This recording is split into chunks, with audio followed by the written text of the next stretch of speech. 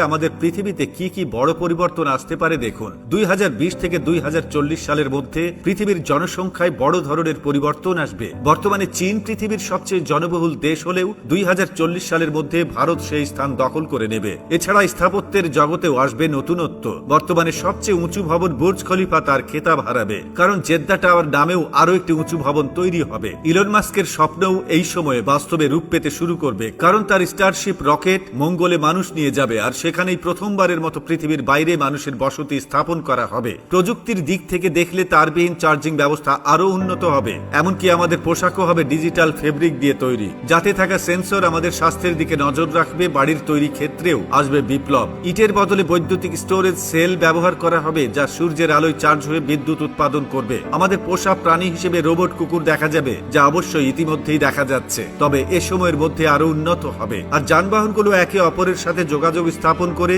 দুর্ঘটনা কমিয়ে আনবে। টাইটানিয়াম ডাই অক্সাইড নামে একটি পদার্থ ভবন থেকে শুরু করে জামা কাপড় পর্যন্ত সবকিছুতেই ব্যবহার করা হবে, যার ফলে সূর্যের আলো পড়লেই সেগুলো নিজে নিজে পরিষ্কার হয়ে যাবে। 2040 থেকে 2060 সালের মধ্যে পৃথিবীর তাপমাত্রা বিশ্ব উষ্ণায়নের কারণে অনেকটাই বেড়ে যাবে, যার ফলে উত্তর মেরুর বরফ দ্রুত গলতে শুরু করবে। জনসংখ্যা বৃদ্ধির চাপে অ্যামাজন রেইন ফরেস্টের মতো বিশাল বনভূমির অর্ধেকই ধ্বংস হয়ে যাবে এবং পৃথিবীর অর্ধেক মানুষ পানির সংকটে পড়বে। তবে আশার কথা হলো মঙ্গলে মানুষ পাঠানোর প্রক্রিয়া সফল হবে। সেখানে যন্ত্রের সাহায্যে জল ও অক্সিজেন তৈরি করা হবে এবং গাছপালাও জন্মানো শুরু হবে। পৃথিবী ভ্রমণের জন্য এমন সুপারসোনিক জেট তৈরি হবে, যা দিয়ে মাত্র আধা ঘন্টায় 10 ঘন্টার পথ পাড়ি দেওয়া যাবে। ইলন মাস্ক নিউরালং প্রকল্পের মাধ্যমে মানুষের মস্তিষ্কে চিপ বসানো হবে, যা মানুষের বুদ্ধিমত্তা বাড়াবে এবং বিভিন্ন রোগ নিরাময় সাহায্য করবে। এই চিপের সাহায্যে মানুষ কথা না বলেই একে অপরের সাথে যোগাযোগ করতে পারবে। চিকিৎসা বিজ্ঞানের 3D বায়োপ্রিন্টিং প্রযুক্তির মাধ্যমে মানুষের নষ্ট হয়ে যাওয়া অঙ্গ প্রত্যঙ্গ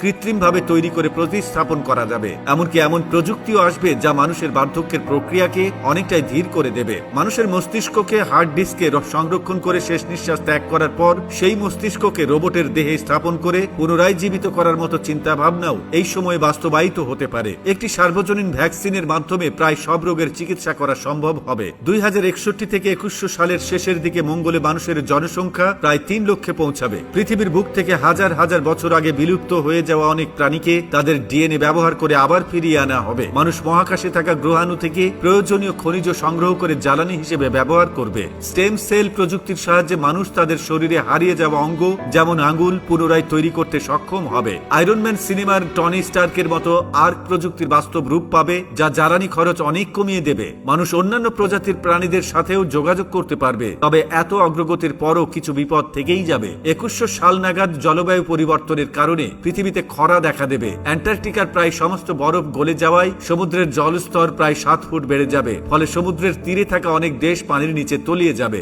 অন্যদিকে পশ্চিম অ্যান্টার্কটিকা শুকিয়ে যাওয়ায় সেখানে নতুন করে জনসংখ্যাও বাড়বে। এছাড়াও সেই সময় 1 কিলোমিটারেরও বেশি চওড়া একটি গ্রহাণু পৃথিবীর দিকে ধেয়ে আসতে পারে, যা পৃথিবীতে থাকা সমস্ত জীবন ধ্বংস করে দিতে সক্ষম। ভবিষ্যৎ সবসময় অনিশ্চিত, তবে বিজ্ঞানের অগ্রগতি আমাদের সেই অনিশ্চয়তার মধ্যেও আশার আলো দেখায়। আগামী দিনগুলোতে মানুষ হয়তো সৌরজগতের আরো অনেক গ্রহে নিজেদের বসতি স্থাপন করবে এবং তাদের জীবনযাত্রা আজকের দিনের চেয়ে সম্পূর্ণ আলাদা হবে।